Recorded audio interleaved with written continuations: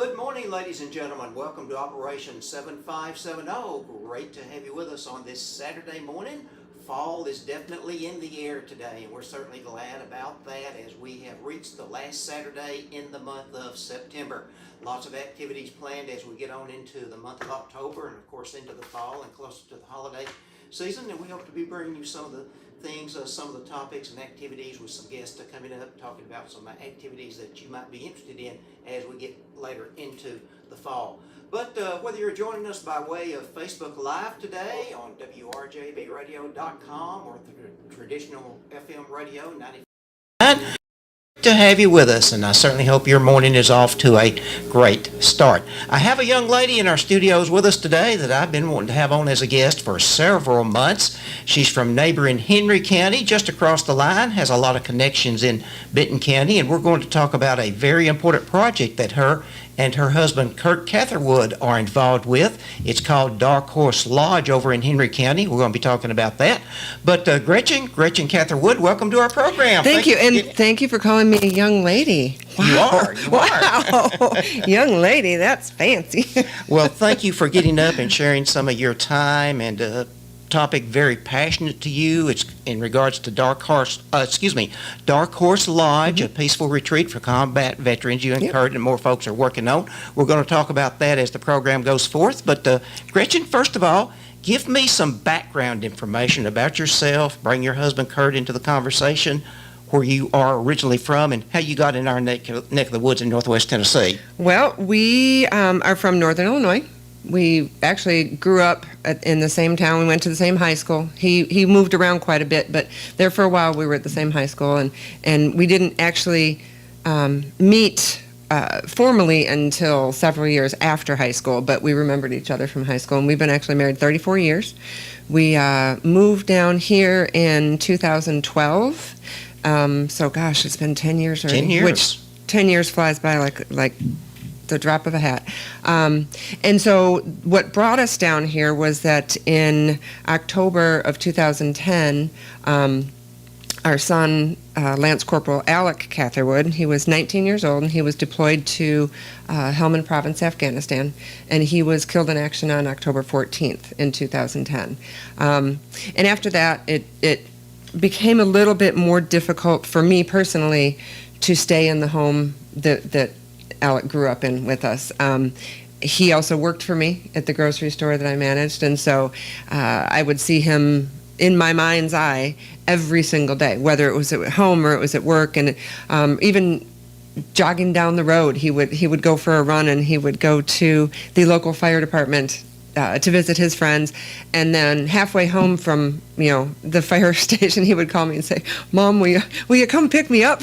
So I would even see him on the roads. It just became a little bit too painful to stay in that area, and quite honestly, the snow, it was intense. In 2011, the winter of 2011, we had some real extreme snow. I mean, extreme snow. Our breezeway was completely filled up. It was like a massive tunnel, and it just all filled up with snow.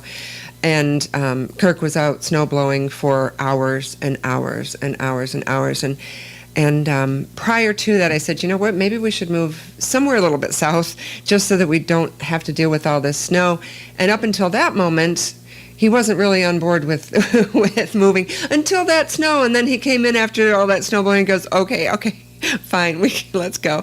So we looked and looked, and it was between Kentucky and Tennessee, and Alec's fiance Haley, her aunt Linda is a realtor down here in Paris, and so I contacted her. I had talked to several different realtors in Kentucky, and we just looked. We started looking, and we ended up finding a foreclosed big log home in Paris, and that was on 20 acres, and so we actually bought that and moved into that.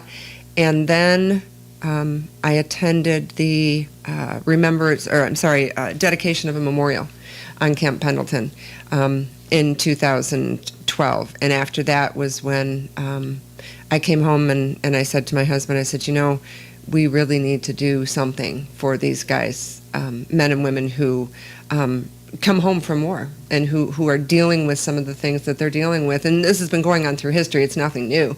But it really struck me that had my son been able to come home, this is something I wish somebody would have done for him. So Darkhorse Lodge was born, and Kirk jumped in with both feet, and here we are.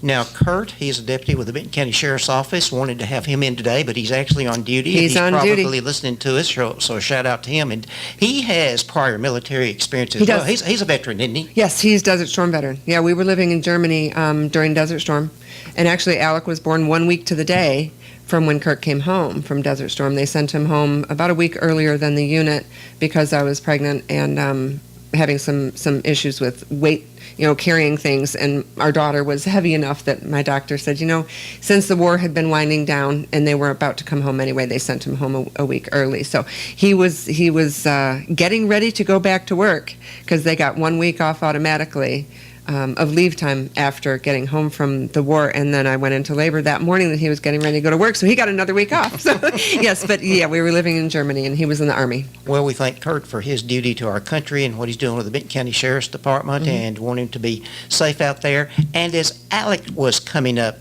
through the ranks, before he enlisted, did Kurt and Alex share stories, and did Alex want to serve in the military himself? Oh, yeah. Alec wanted to be in the military since he was a little boy. I mean, my father was a Korean War veteran, and then, of course, Kirk was an Army veteran, and then I had a brother who retired Air Force and a younger brother who served in the Army also. So Alec he was definitely always wanting to be in the military, but after 9/11, that kind of drove him even deeper into that goal.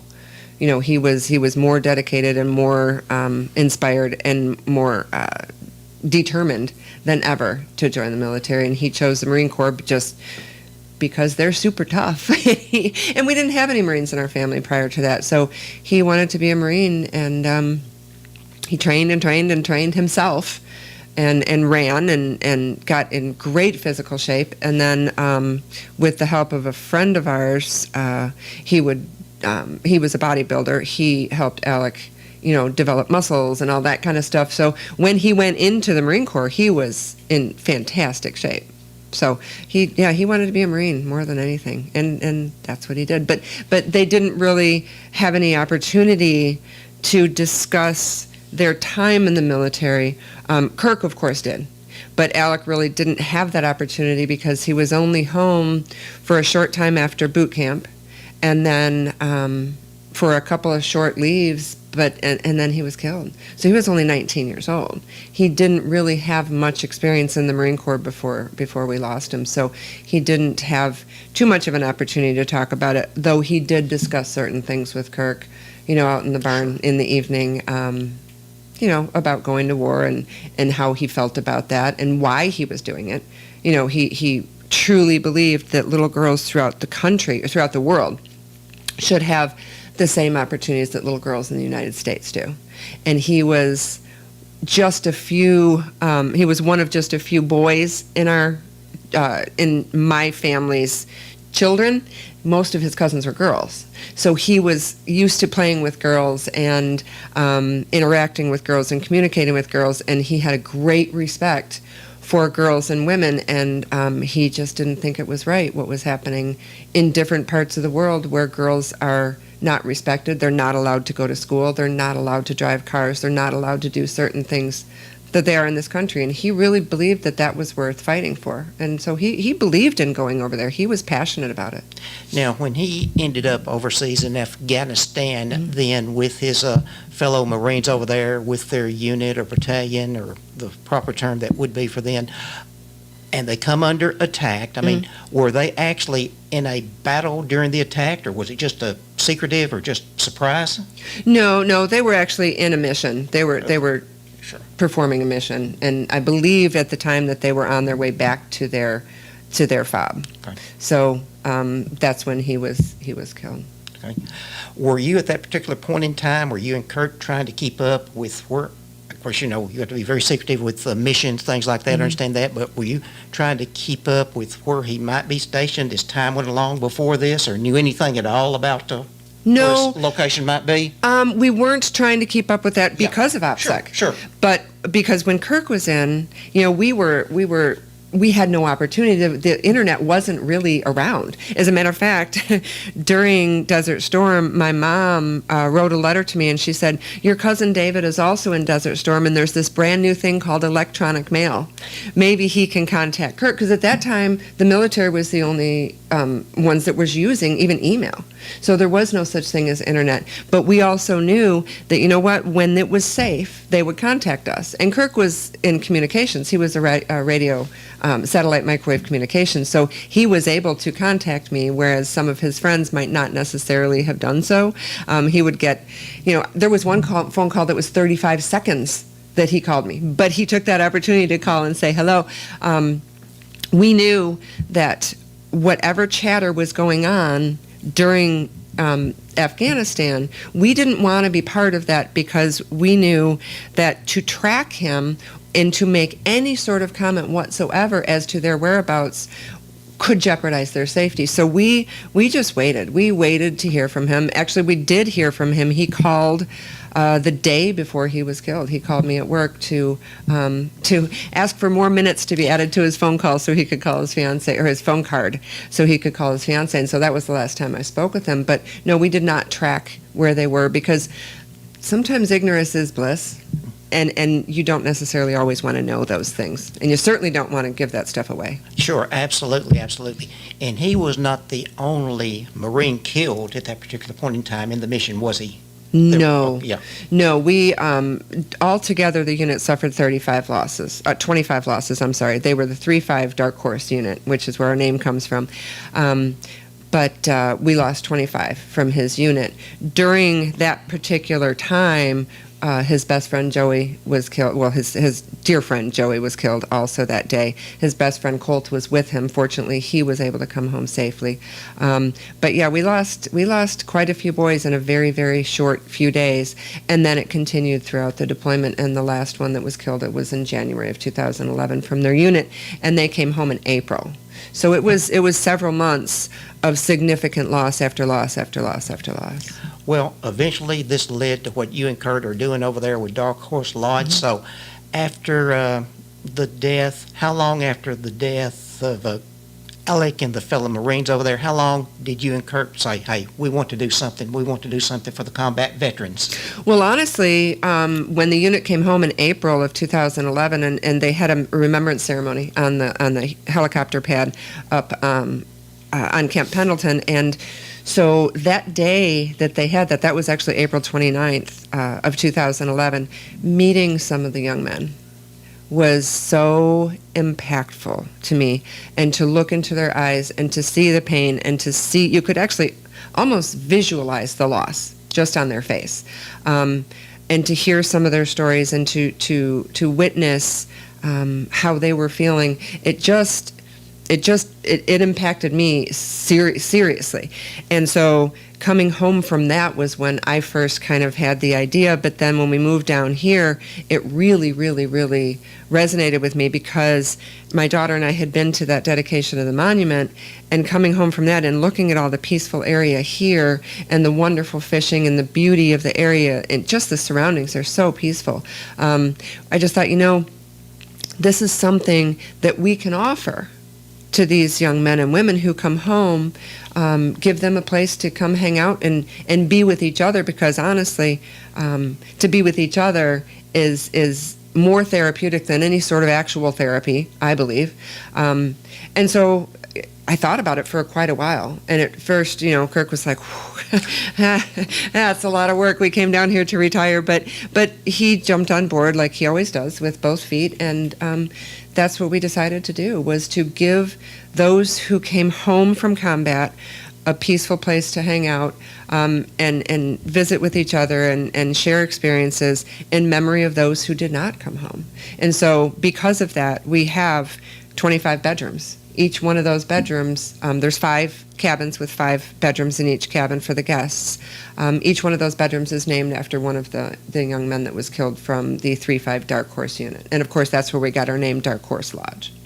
Now, I've been over to the site a few months ago. Mm-hmm. You've had some activities over there, giving us some people a preview over there, and just tell us the location. Tell us the location and how it was determined to come in this location just inside the Benton County line and a couple of miles into Carroll County. I'm sorry, Henry. Yep. Yes, ma'am. I'm sorry. Yep. I'm sorry. No, Henry, no, yes. no worries. Okay. Yeah, we searched. We looked for property for quite some time, but like I said, Alec was engaged, and her Aunt Linda is a realtor here, and so I worked for her, and we would look for properties, and we just came across this one on Swore Road. We're just inside Benton County. We're just inside Henry County, across the Benton County line, about a half a mile actually from Benton County, I believe, maybe a mile. And so we found this property, and it was listed for a little bit more than we actually paid, but we wrote a letter and told the owner what we were wanting to do, and he agreed to sell it to us. And so that was when we actually sold our house in Paris. We sold that log home, the dream home that we had been working towards for many years, but we sold that because we just knew living next door was going to be more productive, so that we could be over there all the time, and we are. So there are days I walk next door 10, 15 times in one day, back and forth to get things done. But that was when we sold our house and moved right next door. Kirk actually built our home while we lived in a mobile home. So while he was working as a deputy, full-time deputy, he was also building our home pretty much single-handedly for 4 years. But so finding that property, it's really nestled in the woods back there. It's closer to the road than we would have liked, but back farther into the woods is a little bit swampier, a little bit more wet, and that was where the soil scientists said we need to have our backup septic system. So it was kind of decided for us where the cabins would be, but we got to work right away and breaking ground, and we didn't have to cut down too many trees, which was wonderful. Now, when did you actually break ground, and as time went along, did the pandemic give you some setbacks, unfortunately? Actually, the pandemic, we broke ground several years ago, 5 years ago, and then we didn't really do much except the foundations for the first year or so. And then we began with the dining facility. So we have the 5 guest cabins. We have a staff cabin, which is identical to the guest cabins, except that there are 2 showers in the staff cabin. There are no showers in the guest cabins because we have a shower house for our guests to use. And then we have like I said, the lower walkout shower house is beneath the upper level dining facility, which we named Bowman Hall for one of our board members' son, Tim. Tim Bowman was an Illinois National Guardsman, and he took his life in 2005 on Thanksgiving Day when he came home from Iraq. And so Timmy is kind of our target audience. You know, we're hoping beyond hope and knocking on wood and praying and all crossing our fingers and everything that we would like to bring the veteran suicide rate down. But anyway, so we started on the dining hall, the shower house building, and then during the pandemic, right before the pandemic, we got all the framing done, and actually we were fortunate because we had gotten enough done so that during the pandemic, when other people were not doing some of these things, we were able to take advantage of the drywallers and the men who did the insulation and some of our plumbing and electricity and all that kind of stuff we were able to put into the buildings because other people were not utilizing these contractors at the time. So it actually worked out to our favor that they were able to come and work independently, and they didn't have to worry about, social distancing or anything because they were working in these, buildings by themselves. And they were able to do all that stuff at that time. And we were very fortunate in that all of the purchasing of the building materials, all the framing and all the flooring and all the roofing and all that sort of stuff had been done prior to the pandemic. Because as you know, prices went through the roof. So had we waited to build until we had all the money in place, don't know that we would have been able to do this because the prices are, in some cases 3 and 4 times what they were before the pandemic. So we got most of that done, and then the finishing stuff was during the pandemic, and those guys were able to come in and do that work. So pandemic really didn't slow us down at all. It actually kind of benefited us in that we were able to take advantage of certain things that were available that weren't before. Do you have, at this time, Gretchen, do you have a projected date of opening up the facility over there? Well, that's the $64,000 question. And that has been our number one question from the very beginning. We were hoping to do it this summer, but we just have too many things that need doing one of which is a sprinkler system for all the cabins. Secondly, we have some ADA compliance issues that we need to facilitate. We need to do handrails on all of our staircases and our ramps. And then we have a ton of really small punch list items, things that don't take time individually, but all together they add up to time takers. We have to do for instance, the hood and the vent for over the range in the kitchen needs to be installed. And currently trying to find contractors now is way more difficult than it was. And Kirk, though he does still work part-time for the sheriff's office and full-time at the lodge, he's one guy. He cannot physically do all this by himself super fast. So, we have more plumbing fixtures we need to install. We have to run our water to the building. Culligan, we just had that system completed last week, which is very exciting. We had our wheelchair lift installed, and in a couple of weeks, the inspector from the state will come check that off our list. But again, little things add up to big time. So we're hoping 2023 in the summer, maybe, is what we're really hoping for. Interestingly, day before yesterday, I went to Ford in Paris just to ask a few questions. And thank God I did. Because that very day, the window was closing to order the Ford Transit vans that we need for the lodge. That day. So I don't know what actually made me go in there, because the last thing I felt like doing was going to a car dealership that day. But I just was going to ask a few questions, and so we got our vans ordered. But there's a huge lead time on those. There's a 6 to 9 month lead time. One woman I know has waited 11 months for her vehicle, and it's still not in. So, it's anybody's guess. We hope and we pray, and we're going to work towards beginning of next summer.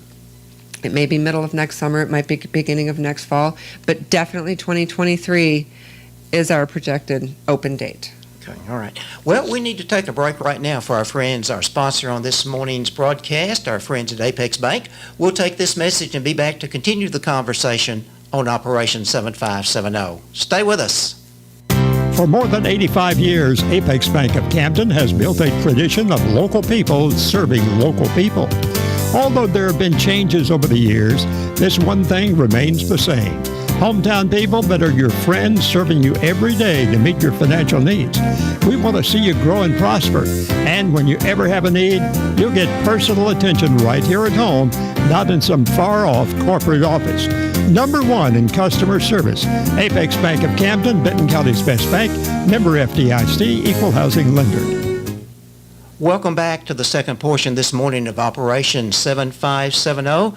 Gretchen Catherwood is with us this morning. Her and her husband are establishing over in Henry County, over on Swore Road, a facility called Darkhorse Lodge, a peaceful retreat for combat veterans. And we continue the conversation this morning. And we've talked about it, Gretchen, but in your own words, really, what would be the mission statement when you get up and running? What would be the mission statement of Darkhorse Lodge? Well, our main goal is just to bring combat veterans together, to give them the opportunity to, like I said, communicate with each other, to share experiences.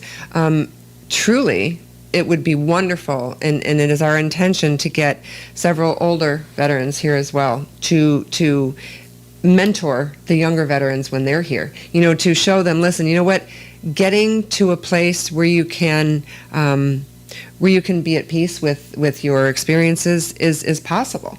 And so we would love to get Korean War vets here if possible. I know my own father was a Korean War vet, and he has since passed away, and we're losing too many of them. Quite frankly, we're losing too many Vietnam veterans way too quickly. And so we would love to have some of those older men and women here from the Vietnam era, from the Korean era, from Desert Storm era, to be here to hang out with our vets and to go out fishing with them. We'll be taking them fishing every day on Kentucky Lake. There won't be TVs in every bedroom. There won't be TVs in the bedrooms at all.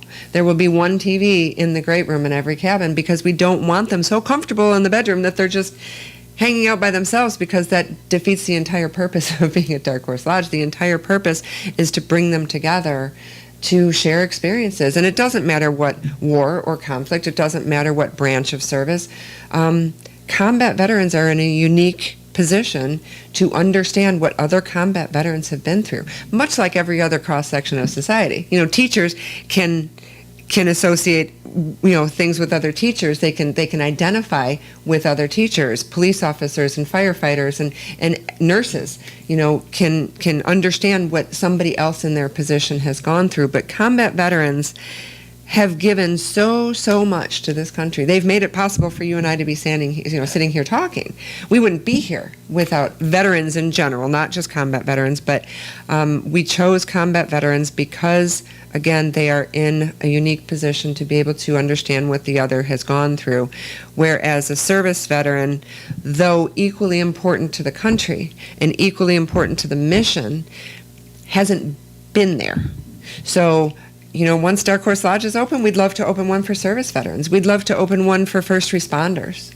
We would love to open one in every state of the country. Currently, we got to get this one open first, though. So that's what we're focusing on. And as you are talking about here, Gretchen, there are topics based upon their experiences. There are topics that veterans can share with other veterans that they can't even share with their family members Correct. or best friends. Absolutely. And I knew when Kirk came home from Desert Storm, there were many things he couldn't or wouldn't talk to me about. And that's okay. He couldn't talk to friends he went to high school with about these things because they were not in a similar situation. But he could go to the VFW and talk to other veterans who were in combat there. And again, it didn't matter. He had the commander of the VFW in Oregon, Illinois, where Kirk is a life member, Rich Day. Wow, what a great man he was. He was a great man, and we lost him several years ago. But he was so impactful. He was very inspirational for Kirk. He, during one of Alec's leaves, when he was home before he left for Afghanistan, Rich made him promise. He said, when you get back from Afghanistan, and we're going to have a drink, and we're going to chat. And we're going to talk, and I know that would have affected Alec. I know it would have benefited him, just to have somebody who's been there, So that's our mission, to take them fishing out on the lake every single day. Just give them a place in nature to kind of just take a breath and be able to communicate with people that, like you said, at home they just can't. Now, once per quarter, we plan on having a couples week. So, husbands, wives, significant others can come, and during the day, our guests will go do their fishing and go do their thing, and then their guests will do something other and come, something else, and come together in the evening for, fellowship and meals and bonfires and all that kind of stuff. Because as I know, being the spouse of a veteran, of a combat veteran, I know what it's like to live through a deployment. I know what it's like to rely on those other girls like I've never relied on anybody else. Well, Kirk was in Saudi. And so they get it too. But we'd like to offer them the opportunity to get away, just to breathe for a few minutes and to hang out with somebody like themselves. We won't have opportunities to have kids there. We won't have insurance or activities or a place for kids to sleep, but definitely help these veterans and their spouses. Now, you mentioned the fishing activities, and of course here at Kentucky Lake, a lot of opportunities in Henry and Benton counties to explore several places on the lake, good fishing spots, things like that. But will there be on-site activities for the combat veterans to take part in if they don't want to go fishing or just hang around the facility? Sure, we will definitely encourage them to go out fishing, just because, again, we would rather them not hang out by themselves, because that defeats the entire purpose. But if a couple people want to stay behind and use our we plan on having a workout pavilion. We'll have trails cut throughout the property just to get out there and walk among trails. We plan on having a pavilion up near what we call the Bluffs. Word has it, legend has it, that was an old trading post back in the day. I mean, hundreds of years ago. Who knows if it's true, but it's a really beautiful area. It's a smooth outcropping of rocks with almost like a hallway going through it. And we plan on putting picnic tables and a pavilion up there. Just a place to hang out. We'll have games out in the field by the fire pit, a bunch of cornhole sets and outdoor activities that way. And then we've had people offer to come teach musical instruments. We had a gentleman from New York, after our Associated Press article last year came out, he offered to bring some instruments down and just do the basics of instruments. We had another gentleman call and say he'd like to help teach fly fishing. We don't do a lot of fly fishing here, but he said you don't even need water. They can do that out in the grass, just learn how to cast. And so there's an opportunity for many different activities. We'll even be able to take a group over to Holly Fork if they want to shoot, give them things like that to do, perhaps horseback riding. Yeah, and as you well know, and I think today's a good example of that, I think they're having a big event up on the Parish Court Square over in Henry County today, and lots of festivals, small town activities. Absolutely. Would there be an opportunity maybe if the veterans are enjoying their time at Darkhorse Lodge, maybe an opportunity to transport them to maybe a local festival or an event? Of course, we would absolutely love that. It gets them out in the community. It also shows the community our dedication to combat veterans, and it'll also perhaps give people in the community an opportunity to get to know these people a little bit more. Perhaps they don't have somebody that was in the military in their family. We also hope to have maybe one day a week while they're here, even just for an afternoon, if we can have them go out into the community and perhaps do some service. Maybe help repair somebody's roof, or build a wheelchair ramp onto an elderly person's deck. Any sort of service opportunity that they can do, we would love to do that. We'd love to perhaps get the Boy Scouts involved, even bring the Boy Scouts over for an afternoon or a morning visit, just so that they can learn about veterans, and then bring that out into their own communities. So there's plenty of opportunities for things to do. Once we get our fishing program off the ground, Kirk termed our woodworking project Warrior Woodshop. So we have a lot of woodworking equipment that was generously, graciously donated by our Marine Vets Motorcycle Club in Illinois. They brought down just a ton of equipment. And once we get those kinds of things up and running, we'll be able to build rocking chairs and tables and all this sort of things, thereby giving the opportunities to our veterans so that they may help build something, sell it, making more money for another group to come. So that will also make it kind of self-sustaining in a way, so that they can build items that can be sold, making it possible to bring other veterans to the lodge. Now, when it gets up and fully operational, you'll have to have staff on the premises as well. Will the staff be composed of veterans or military personnel in the past? Yes. In our staff cabin, we'll have rooms for our combat veterans, live-in staff, to have a place to stay. And like I said, they have showers in their building so that they don't have to go down to the shower house every day. And then we also have a couple of rooms set aside for caregivers in that staff cabin. So if anybody needs to travel with a husband, a wife, a brother, a father, a nurse, that person will have a place also. But yes, our staff, we fully intend to have combat veteran staff, so that those people who are out taking the guys out fishing, the men and women, I should say, they will be driving the vans, they will be driving the boats. I just yesterday had a Facebook message from somebody who is a combat veteran looking to potentially run our kitchen, which would be wonderful. So yeah, we plan on having 2 to 3 full-time live-in combat veteran staff. Yep, everybody pretty much but me, and then anybody that might need to volunteer. You mentioned the Associated Press. You've contacted, they've been in contact with you, done stories, and you've been on in newspaper articles, and not just in this area, but across the United States. And television crews have come down and videoed activities going on then. And as a result of that, you are already getting inquiries, I think, from people says, when can we make a reservation? When can we come? So I think we're getting a lot of those. Yeah, they're anxious. Combat veterans are anxious to take advantage of this. And we're anxious to give them a free place to stay for 5 days and thank them formally and officially, thank them and let them know how much America cares. Because every dime we have so far has been donated by incredible people from across the country and some places in other countries. The Associated Press article also had a video that was on TV in Austria. And we have gotten donations from across the world. So, yeah, it's $10 and $20 at a time. This place is being built on the backs of some very, very generous, kind people. So, yeah, we're very fortunate in that way. But we're super anxious to open and be able to formally thank our veterans for everything that they have done for us. veterans. They come back, and as we've discussed, they have experiences that they can only share with fellow veterans who've been in similar experiences, of course. And they come back, and it is very hard for them to come back after a tour of duty. Very hard for them to come back and to fit back into basic society like you and me. Sure. Yeah. How can people donate? How can people help what is going on at Darkhorse Lodge? Well, we have a ton of ways to donate.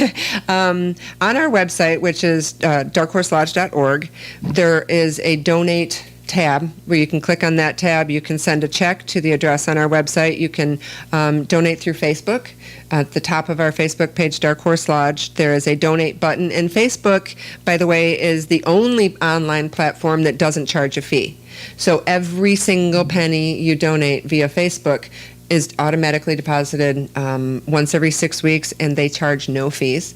But then there's a PayPal button on our website. There's also a way that you can text a donation, and that's also on our website.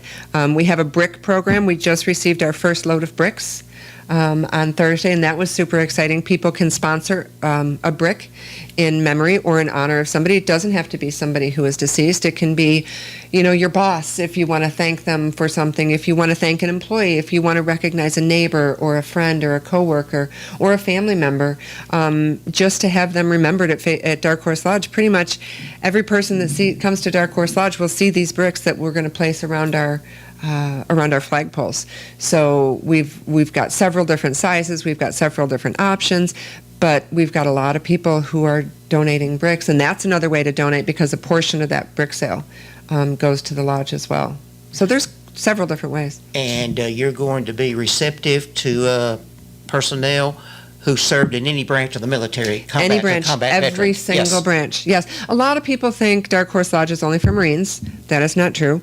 A lot of people think Darkhorse Lodge is only for veterans who have been wounded or who suffer PTSD. That is not true. It is for combat veterans, period.